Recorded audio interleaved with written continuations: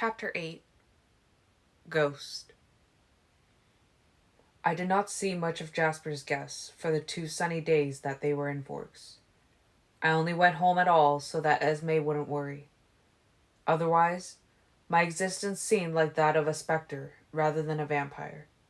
I hovered, invisible in the shadows, where I could follow the object of my love and obsession, where I could see her and hear her in the minds of the lucky humans who could walk through the sunlight beside her, sometimes accidentally brushing the back of her hand with their own.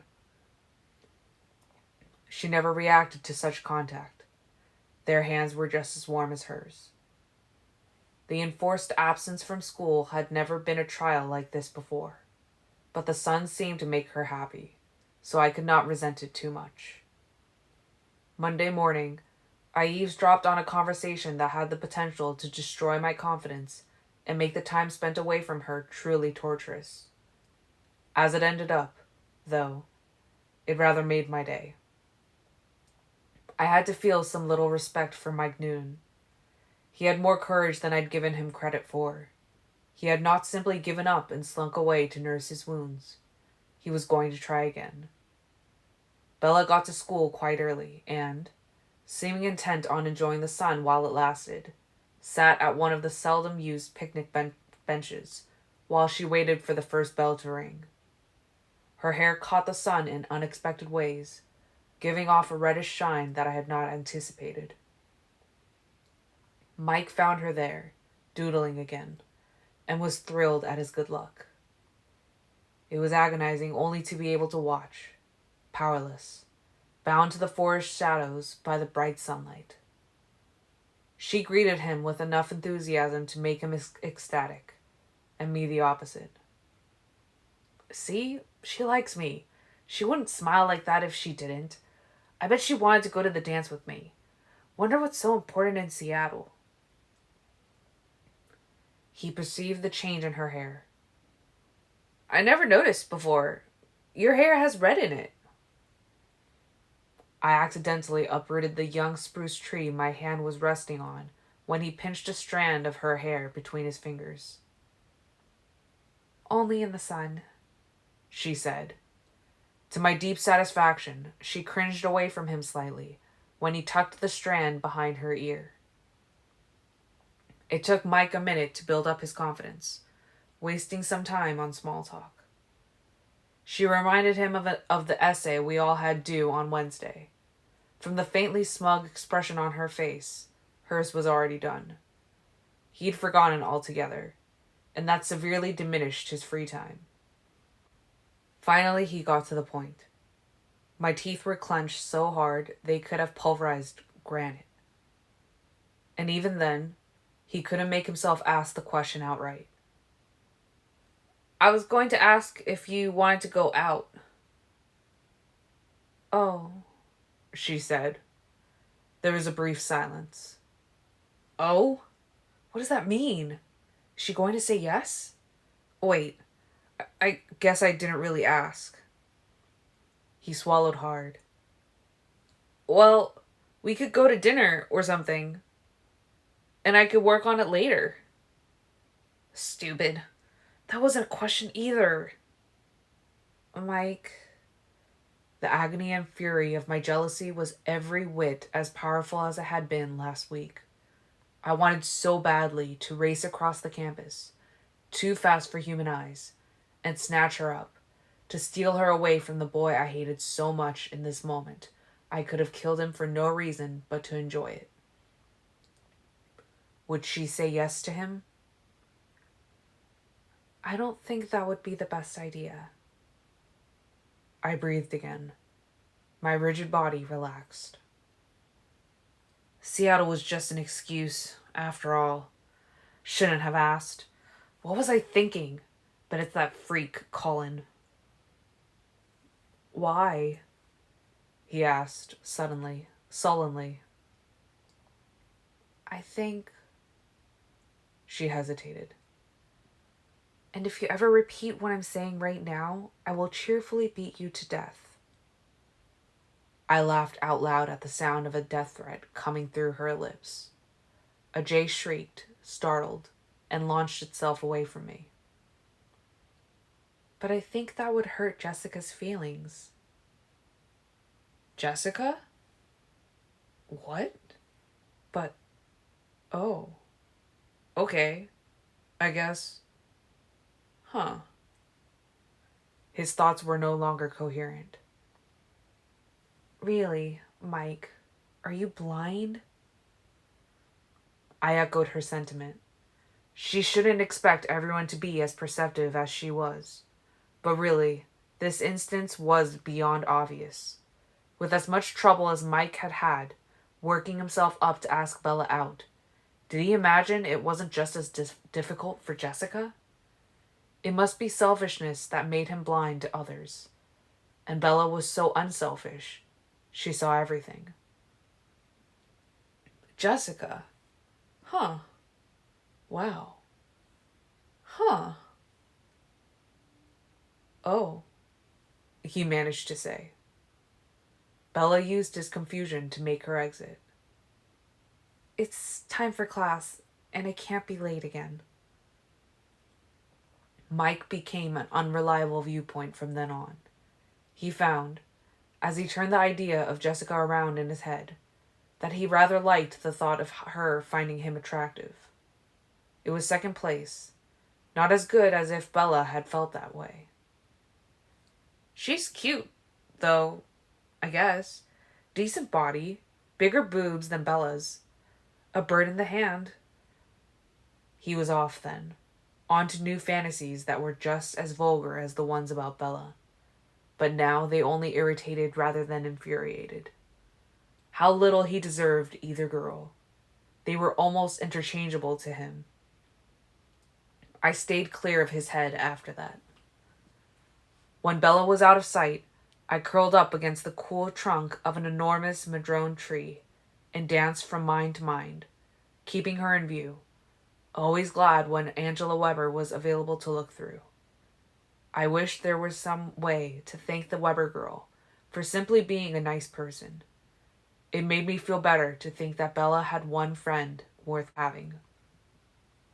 I watched Bella's face from whichever angle I was given, and I could see that she was upset about something. This surprised me. I thought the sun would be enough to keep her smiling. At lunch, I saw her glance time and time again toward the empty Cullen table, and that thrilled me. Perhaps she missed me, too. After school, she had plans to go out with the other girls. I automatically planned my own surveillance, but these were postponed when Mike invited Jessica out on the date he'd designed for Bella. So I went straight to her home instead, doing a quick sweep of the woods to make sure no one dangerous had wandered too close. I knew Jasper had warned his one-time brother to avoid the town, citing my insanity as both explanation and danger. But I wasn't taking any chances. Peter and Charlotte had no intention of causing animosity with my family, but intentions were changeable things. All right. I was overdoing it. I knew that. As if she was aware I was watching. As if she took pity on the agony I felt when I couldn't see her. Bella came out to the backyard after a long hour indoors. She had a book in her hand and a blanket under her arm. Silently, I climbed into the higher branches of the closest tree overlooking the yard.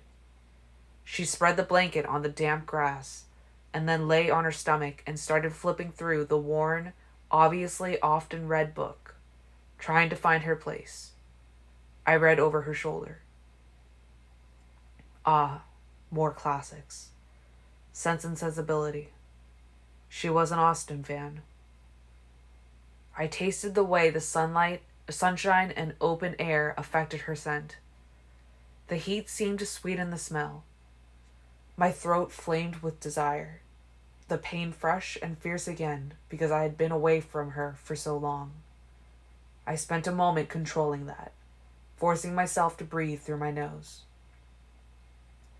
She read quickly, crossing and recrossing her ankles in the air. I knew the book, so I did not read along with her. Instead, I was watching the sunlight and wind playing in her hair when her body suddenly stiffened and her hand froze on the page. She reached the last page of chapter 2. The page began mid-sentence. Perhaps, in spite of every consideration of politeness or maternal affection on the side of the former, the two ladies might have found it impossible to have lived together so long. She grabbed a thick section of the book and shoved it roughly over, almost as if something on the page had angered her. But what? It was early in the story, just setting up the first conflict between mother-in-law and daughter-in-law. The main hero, Edward Ferrars, was introduced. Eleanor Dashwood's merits were extolled. I thought through the previous chapter, searching for something potentially offensive in Austen's overly polite prose. What could have upset her? She stopped on the title page for Mansfield Park, beginning a new story. The book was a compilation of novels. But she'd only made it to page 7. I was following along this time. Mrs. Norris was detailing the danger of Tom and Edmund Bertram not encountering their cousin Fanny Price until they were all adults, when Bella's teeth ground together and she slammed the book shut. Taking a deep breath as if to calm herself, she tossed the book aside and rolled onto her back. She pushed her sleeves up her forearms, exposing more of her skin to the sun. Why would she have reacted thus to what was obviously a familiar story? Another mystery. I sighed. She lay very still now, moving just once to yank her hair away from her face. It found out over her head, a river of chestnut. And then she was motionless again. She made a very serene picture, there in the sunlight. Whatever peace had evaded her before seemed to find her now. Her breathing slowed. After several long minutes, her lips began to tremble, mumbling in her sleep. I felt an uncomfortable spasm of guilt, because what I was doing now was not precisely good, but it wasn't anywhere near as bad as my nightly pursuits. I wasn't technically even trespassing now. The base of this tree grew from the next lot over, let alone doing something more felonious. But I knew that when night came, I would continue to do wrong. Even now, part of me wanted to trespass, to jump to the ground, landing silently on my toes, and ease into her circle of sunshine, just to be closer to her, to hear her murmured words as though she was whispering them to me. It wasn't my unreliable mortality that held me back. It was the thought of myself in the sun's glare. Bad enough that my skin was stone and inhuman in shadow. I didn't want to look at Bella and myself side by side in the sunlight. The difference between us was already insurmountable, painful enough without that image also in my head. Could I be any more grotesque?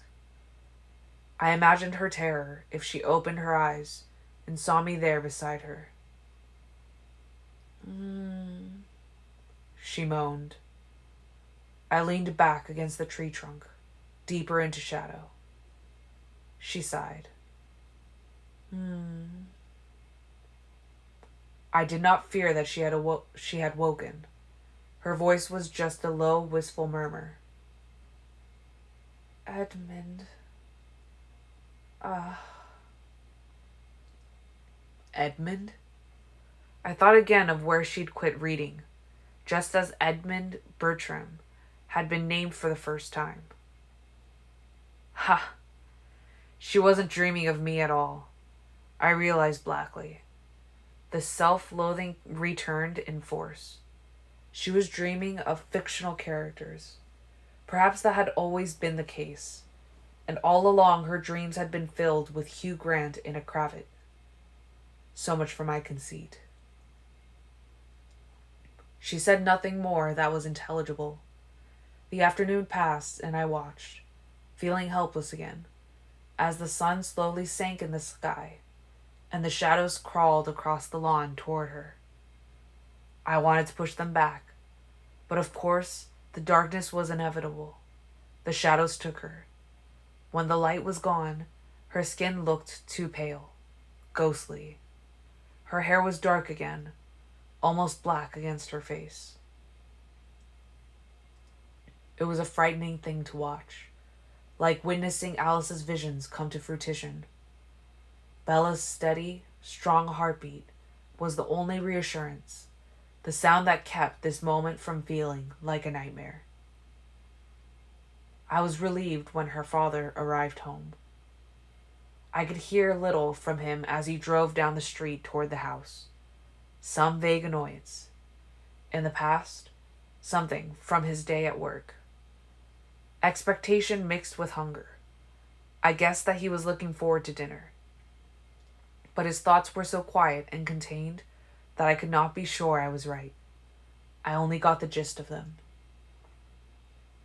I wondered what her mother sounded like, what the genetic combination had been that had formed her so uniquely. Bella started awake, jerking up to a sitting position when the tires of her father's car hit the brick driveway. She stared around herself, seeming confused by the unexpected darkness. For one brief moment, her eyes touched the shadows where I hid, but then flickered quickly away. "Charlie?" she asked in a low voice, still peering into the trees surrounding the small yard. The door of his car slammed shut, and she looked to the sound. She got to her feet quickly and gathered her things, casting one more look back toward the woods. I moved into a tree closer to the back window, near the small kitchen, and listened to their evening. It was interesting to compare Charlie's words to his muffled thoughts. His love and concern for his only child were nearly overwhelming, and yet his words were always terse and casual. Most of the time, they sat in companionable silence. I heard her discuss her plans to go shopping the following evening in Port Angeles with Jessica and Angela, and I refined my own plans as I listened. Jasper had not warned Peter and Charlotte to stay clear of Port Angeles. Though I knew that they had fed recently and had no intention of hunting anywhere in the vicinity of our home, I would watch her, just in case.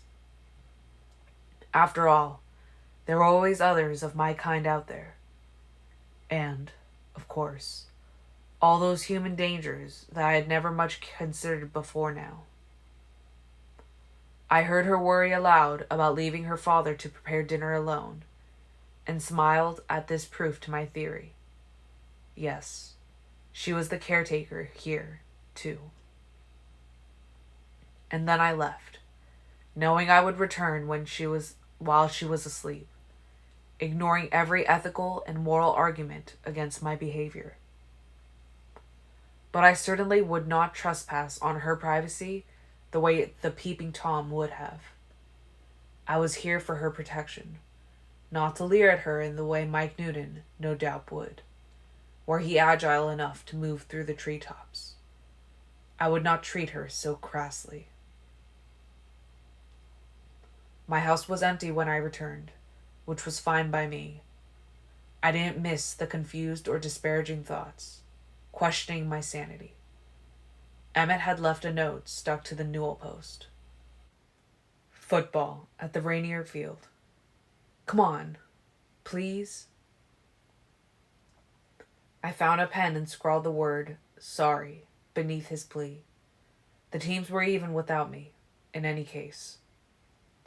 I went for the shortest of hunting trips, contenting myself with the smaller, gentler creatures that did not taste as good as the other predators, and then changed into fresh clothes before I ran back to Forks. Bella did not sleep as well tonight. She thrashed in her blankets, her face sometimes worried, sometimes forlorn. I wondered what nightmare haunted her, and then realized that perhaps I didn't really want to know. When she spoke, she mostly muttered derogatory things about forks in a glum voice. Only once, when she sighed out the words, "Come back," and her hand twitched open, a wordless plea, did I have a chance to hope she might be dreaming of me. The next day of school, the last day the sun would hold me prisoner, was much the same as the day before. Bella seemed even gloomier than yesterday, and I wondered if she would bow out of her plans. She didn't seem in the mood, but, being Bella, she would probably put her friend's enjoyment above her own. She wore a deep blue blouse today, and the color set her skin off perfectly, making it look like fresh cream. School ended, and Jessica agreed to pick the other girls up. I went home to get my car. When I found that Peter and Charlotte were there, I decided I could afford to give the girls an hour or so as a head start. It would have been a struggle to follow them, driving at the speed limit. Hideous thought. Everyone was gathered in the bright great room. Peter and Charlotte both noticed my abstraction as I belatedly welcomed them, apologizing half-heartedly for my absence, kissing her cheek and shaking his hand. I was unable to concentrate enough to join the group conversation. As soon as I could politely extricate myself, I drifted to the piano and began playing quietly. What a strange creature, the Alice-sized, white-blonde Charlotte was thinking. And he was so normal and pleasant the last time we met. Peter's thoughts were in sync with hers, as was usually the case. It must be the animals. The lack of human blood drives them mad eventually, he was concluding. His hair was just as fair as hers, and almost as long. They were very similar, except for size, as he was nearly as tall as Emmett. A well-matched pair, I'd always thought. Why even bother coming home? Rosalie sneered. Ah, Edward, I hate to see him suffering so. Esme's joy was becoming corrupted by her concern. She should be concerned. This love story she envisioned for me was careening toward tragedy, more perceptibly every moment. Have fun in Port Angeles tonight, Alice thought cheerfully. Let me know when I'm allowed to talk to Bella. You're pathetic. I can't believe you missed the game last night just to watch somebody sleep, Emmett grumbled. Everyone but Esme stopped thinking about me after a moment, and I kept my playing subdued so that I would not attract notice.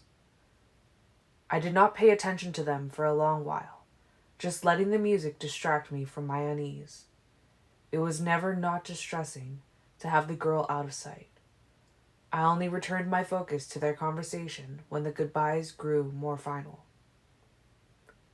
If you see Marie again, Jasper was saying, a little wearily, tell her I wish her well.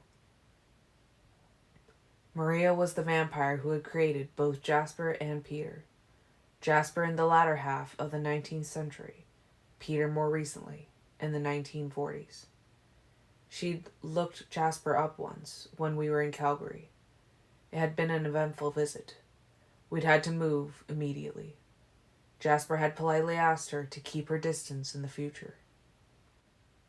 I don't imagine we'll cross paths soon, Peter said with a laugh. Maria was undeniably dangerous, and there was not much love lost between her and Peter. Peter had, after all, been instrumental in Jasper's defection. Jasper had always been Maria's favorite. She considered it a minor detail that she had once planned to kill him. But, should it happen, I certainly will. They were shaking hands then, Preparing to depart, I let the song I was playing trail off to an unsatisfying end and got hastily to my feet. "Charlotte, Peter," I said, nodding. "It was nice to see you again, Edward," Charlotte said, doubtfully. Peter just nodded in return. "Madman," Emmett threw after me. "Idiot," Rosalie thought at the same time. "Poor boy," Esme. And Alice, in a chiding tone. "They're going straight east, to Seattle, nowhere near Port Angeles." She showed me the proof in her visions. I pretended I hadn't heard that. My excuses were already flimsy enough. Once in my car, I felt more relaxed. The robust purr of the engine Rosalie had boosted for me last year, when she was in a better mood, was soothing. It was a relief to be in motion, to know that I was getting closer to Bella with every mile that flew away under my tires.